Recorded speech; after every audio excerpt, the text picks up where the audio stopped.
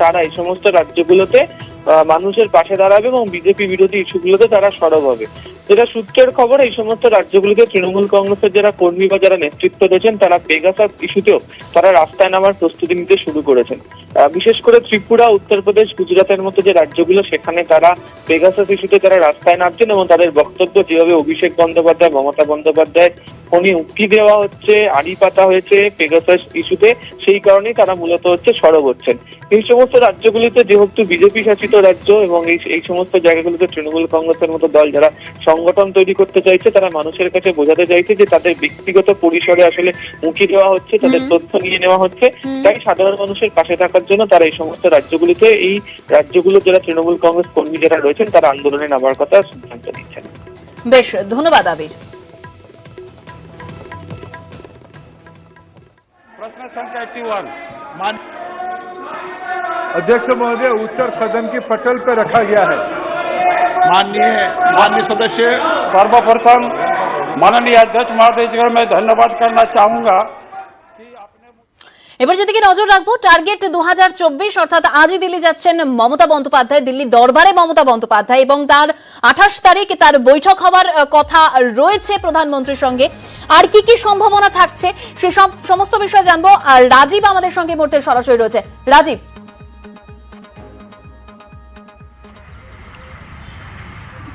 দেখো, 2024কে লক্ষ্য রেখে মমতা বন্দ্যোপাধ্যায় রাজ্যে বিপুল জয়ের পর প্রথম দিল্লি আসছেন এবং তার এই দিল্লি সফরের দিকে কিন্তু তাকিয়ে আছে গোটা দেশ। দেশের রাজনৈতিক মহল তাকিয়ে আছে মমতা বন্দ্যোপাধ্যায়ের দিকে, কারণ মমতা বন্দ্যোপাধ্যায় এসে তিনি ইতিমধ্যেই ঘোষণা করেছেন যে বিরোধী দলের নেতাদের সঙ্গে তিনি সাক্ষাৎ করবেন, তিনি সোনিয়া গান্ধীর সঙ্গে সাক্ষাৎ করবেন, তিনি শরদ পাওয়ারের সঙ্গে সাক্ষাৎ করবেন, এটা তিনি আগেই জানিয়ে দিয়েছেন। এখন আজকে বিকেলবেলায় মমতা বন্দ্যোপাধ্যায় যখন দিল্লি আসবেন, আমরা জানতে পাচ্ছি যে পরশু দিন বুধবার তিনি দেখা করতে পারেন প্রধানমন্ত্রীর সঙ্গে। রাজ্যের দাবি দাওয়া, রাজ্যের বকেয়া কেন্দ্রীয় প্রকল্পে যে সমস্ত বকেয়া রয়েছে সেগুলো নিয়ে দাবি জানাবেন এবং ভ্যাকসিন, বিশেষত করোনার প্রতিষেধক নিয়ে কিন্তু তিনি দাবি জানাবেন, একটি স্মারকলিপি প্রধানমন্ত্রীর হাতে তুলে দেবেন। এটি গেল রাজ্যের দাবি নিয়ে। দ্বিতীয়ত, তিনি বিরোধী নেতা নেত্রীদের সঙ্গে দেখা করবেন, সোনিয়া গান্ধীর সঙ্গে দেখা করার কথা রয়েছে তার, শরদ পাওয়ারের সঙ্গে দেখা করবেন, অন্যান্য রাজনৈতিক দলের সঙ্গে দেখা করবেন, আম আদমি পার্টির প্রধান অরবিন্দ কেজরিওয়াল তার সঙ্গে দেখা করবেন। এরকম মমতা বন্দ্যোপাধ্যায়ের এবারের দিল্লি সফর কিন্তু 2021-এর রাজ্যে বিপুল জয়ের পর এই প্রথম দিল্লি যাত্রা এবং এবার তিনি শুধু মুখ্যমন্ত্রী হিসেবে আসছেন না, এবার তিনি কিন্তু বিরোধী শিবিরের একটা মুখ হয়ে আসছেন এবং বিরোধী দলগুলিকে ইতিমধ্যেই তিনি একজোট হওয়ার ডাক দিয়েছেন বিজেপিকে ক্ষমতাচ্যুত করার জন্য। সেক্ষেত্রে মমতা বন্দ্যোপাধ্যায়ের এদিনের এই যে সফর, তিনি যে থাকবেন দিল্লিতে, এই দিকে কিন্তু সকলের নজর থাকছে এবং তার এই সফর কিন্তু বিশেষ তাৎপর্যপূর্ণ বলেই মনে করা হচ্ছে। একেবারে রাজীব, তুমি আমাদের সঙ্গে থাকো, কারণ ইতিমধ্যে বিজেপি রাজ্য সভাপতি দিলীপ ঘোষ তিনি এই বিষয়ে কটাক্ষ করেছেন। তিনি বলছেন যে রাজ্য চালাতে টাকা চাইতে চাইছেন মমতা বন্দ্যোপাধ্যায়। শুনুন। পশ্চিমবাংলা অনেকগুলো সমস্যা চলছে, হিংসা চলছে, ভ্যাকসিন নিয়ে গন্ডগোল, দুর্নীতি চলছে, ভুয়ো অফিসার নিয়ে মানুষ জেরবার। তো এখান থেকে খানিকটা রিল্যাক্স করার জন্য দিল্লি যাচ্ছেন আর মোদিজির সঙ্গে দেখা করবেন যে বেতন দিতে পারছি না, মানুষকে সেবা দিতে পারছি না, তো একটু সহযোগিতা করুন, নাহলে তো আমার সরকার চলবে না। আর কংগ্রেসও খুব দুর্দশার মধ্যে আছে, বিভিন্ন ঝামেলা নিয়ে তারা চাইছেন, হয়তো 24-এর জন্য সেটিং শুরু করেছেন। उपक्रम सरकार की ओर से जारी है।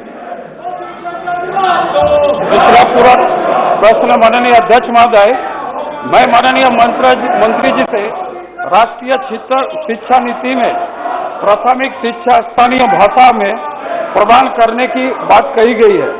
अनुसंधान और कौशल विकास में भी स्थानीय भाषाओं की वरीयता तथा प्राधान्यता प्रदान करनी चाहिए। चीन, जापान, फ्रांस, जर्मनी, रशिया इत्यादि देशों में भारतीय स्थानीय भाषा में प्राथमिक तथा उच्च शिक्षा प्रदान की जाती है।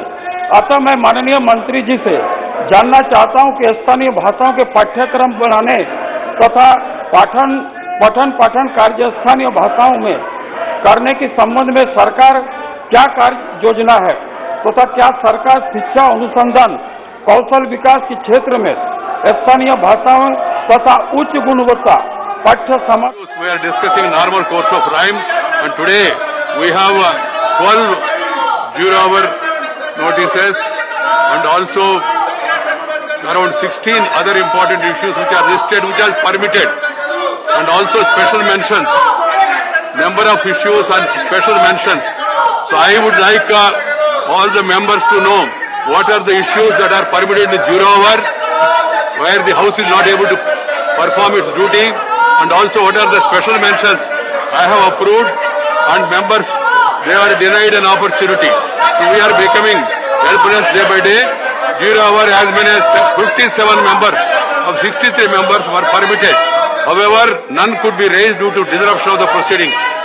Wide-ranging issues like COVID-19 vaccine, need for time-bound completion of COVID vaccination, unemployment due to continuing pandemic, problems of students availing online education, hike in petroleum prices, resultant increase in prices of essential commodities, alleged attacks on freedom of press, situation Lakshadweep attack, and attacks on killings of Indians in South Africa, sharing Kaveri waters between two states, special mentions of category 31 matters, as well as permitted by the chair, out of which only 8 were laid in the table of the House.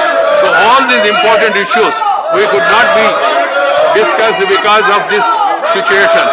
So we are becoming helpless. People should know what are the important issues admitted. Members were present, they want to speak, but they are not permitted by few. I am adjourning the House to meet at 12 o'clock.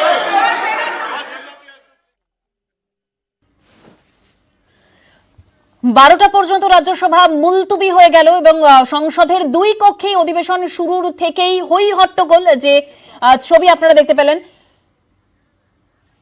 Rajib আমাদের সঙ্গে এই মুহূর্তে সরাসরি রয়েছে, রাজীবের সঙ্গে কথা বলবো। রাজীব, আমরা এই মুহূর্তেই দেখলাম যে রাজ্যসভা 12টা পর্যন্ত মুলতুবি হয়ে গেল।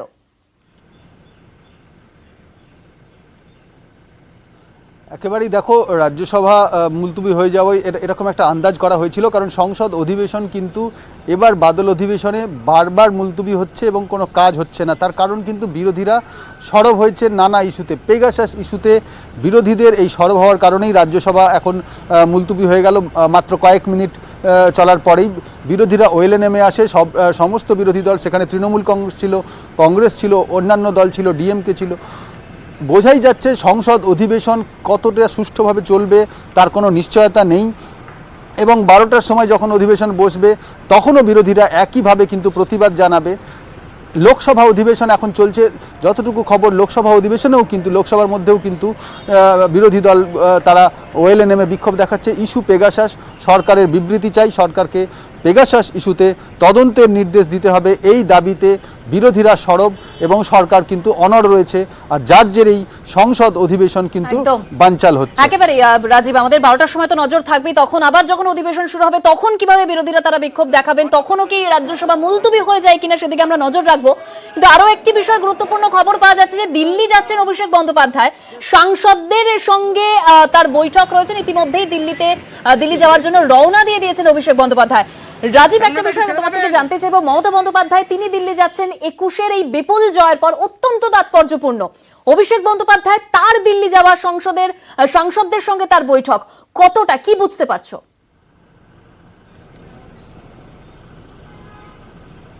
একদমই, দেখো, অভিষেক বন্দ্যোপাধ্যায় এটা কিন্তু প্রথম বৈঠক করবেন না সাংসদদের সঙ্গে।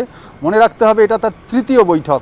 এর আগে 22শে জুলাই সকালবেলায় সকাল 10:15 তিনি সংসদ ভবনে তৃণমূল কংগ্রেসের কার্যালয়ে দলের সাংসদদের সঙ্গে বসেছিলেন। সেদিন সংসদে কী রণকৌশল থাকবে তা বলেছিলেন। এরপর সেদিন বিকেল 4টের সময় দলের রাজ্যসভার মুখ্য সচেতক সুখেন্দু শেখর রায়ের বাড়িতে বৈঠকে বসেছিলেন অভিষেক বন্দ্যোপাধ্যায়। সেখানে সব সাংসদরা ছিলেন এবং সেখানে উপস্থিত ছিলেন ভোট কৌশলী প্রশান্ত কিশোর। তুমি আমাদের সঙ্গে থাকো। 5 lakh crores. So up to 4.5 lakh crores guarantee is being given without security to give further liquidity through term loan or through working capital for the MSMEs.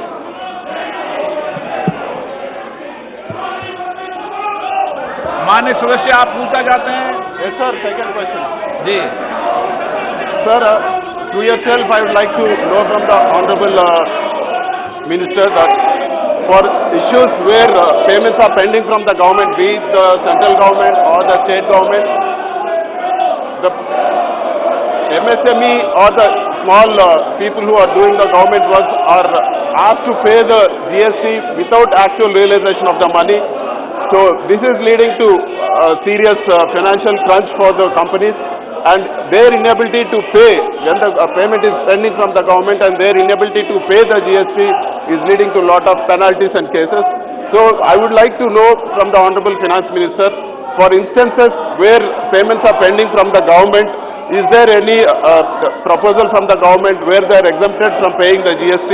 Because if the government himself is not paying the GST and just the billing is done, so I think it is not wise to ask the MSME or the people who have done the government contracts to pay the GST. Thank you, sir. Sir, honorable member has raised a very important issue, sir. The issue of government dues to the MSMEs is a very critical issue, and the MSME ministry, I remember Honorable Minister Gadkari ji also speaking to me about it with great concern. I have over last year 2020 reviewed it from the point of view of central government and the various departments which owe money to the MSMEs, inclusive of public sector undertakings. We have made sure that the standard as per rule 45-day be not crossed and all dues be paid from the government side for the MSMEs.